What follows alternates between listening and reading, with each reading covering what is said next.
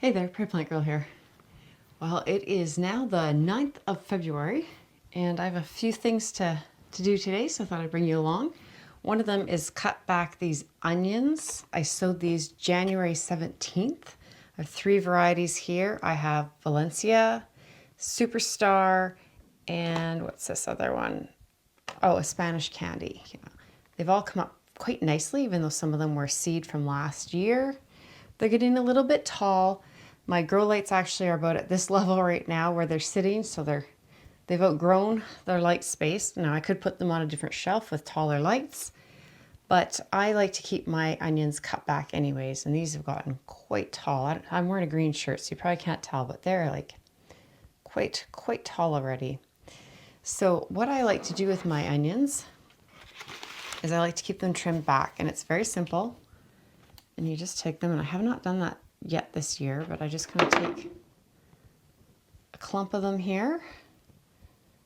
I should have wore a different color shirt for this, but about to the height, usually to like the length of like my index finger kind of thing, a little longer. There's no scientific method to this. And just cut the tops off. So and you could use those in your cooking, or you can put them in your compost or whatever you like. But I'm just going to go through and give them a little haircut.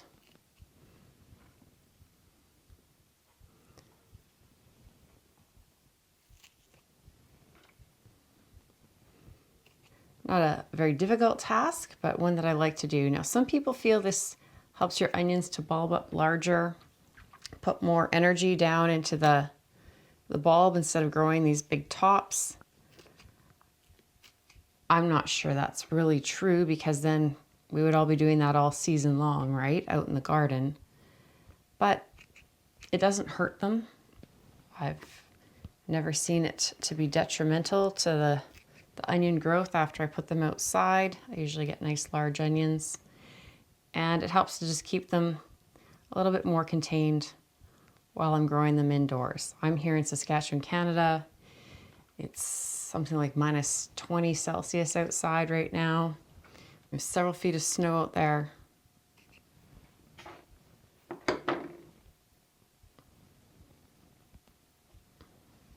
Here. So I don't know how well you can tell. Again, I should have wore a different colored shirt, but they're a lot shorter. They'll fit under my lights a lot nicer. And they just won't be weighing each other down, pushing them into the soil or anything. They'll be able to be a bit more upright. And so that's my goal with that. So that's all my job was to do with these onions. So I'm just going to set them to the side. And we're going to work on something else. Now, this is also a project that I started a little while ago, a month ago, almost exactly. So let me take this so it's a little more stable. So I filled a 6-pack seed tray, one of the larger ones, a little bit taller one, just with some regular growers mix. And here is my Asclepias seeds that I have had in the refrigerator for the last month. So I pulled out all the varieties of seed that I've stuck in there for some cold stratification. Had a quick look at them just to see if there was anything that looked like it was starting to send out shoots or anything.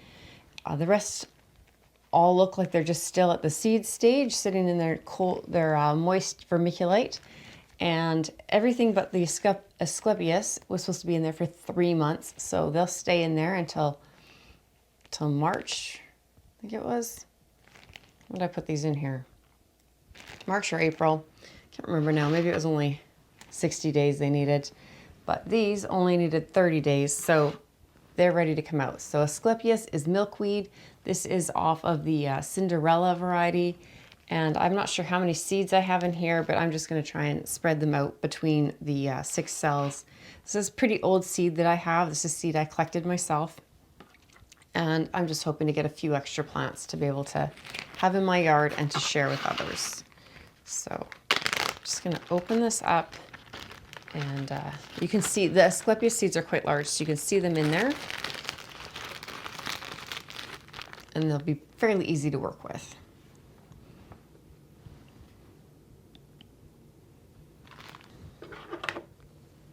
So I'm just going to dibble just a little hole in each of these trays here. Oops.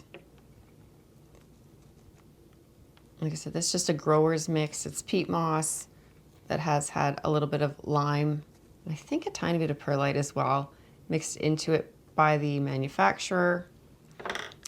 So I've just made some small holes in each of these cells, and I'm just going to drop 2 to 3 seeds in each of these cells. So take my little bag here. Like I said, these seeds are quite large. They're nice and moist and damp. So you can see there's 4 seeds on my hand. They're quite large. If you caught my last video, which was very tiny seeds, these are quite a difference from that. So, and I am actually just going to stick, like I said, several, and I'm just going to stick them all in like the same hole. They have a little bit of the vermiculite still attached to them. That's fine. So here, I think I have 3. Yeah, 3. So I'm just going to take them, stick them down over here. Looks like I have about 2 there. Might have been 3. 1, 2,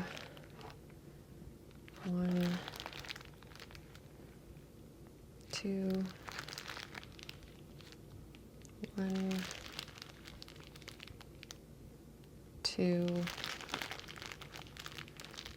So there's a couple more, so I'll just add another one to these that just had 3. I'm really not sure how many seeds I put into this baggie here, but there should be at least 3 now in each of these. I just kind of grabbed them out in clumps with vermiculite, so I may not have counted them exactly. I'm just going to kind of push it down into the hole and just cover them over. So now, obviously I don't want 3 plants growing all out of one space, but I don't need that many plants, so when they come up, I can just use my snips here and just go carefully in and just snip off at soil level 2 of the plants if they all happen to germinate, and just keep 1 in each cell. I'm just going to take the rest of this vermiculite, drop it on top. There might be a few more seeds. I really don't know how many I stuck in here. I probably said in the video, so might have a few more stuck on top there. In fact, I can see some already, but so I just want a little vermiculite on top because that'll help to regulate the moisture level of the soil here. Just kind of take away excess soil, sorry, not moist soil. It'll take away excess moisture and let off a little moisture if the soil surface gets a little bit too dry. So that's just a nice coating there, and I can see there were a few more seeds now. That's what it looks like. It's a pretty easy little project. I'm gonna give them a little spritz. So if you missed the cold stratification video, I'll put a link to it below. And cold stratification is just one of those methods that some seeds just, they don't always require it, but sometimes they can help them to break dormancy. Some require it, and it just puts the seed through a little bit of a cold period. Some like a dry cold, some like a moist cold. So you need to kind of do your research on the plants that you're doing.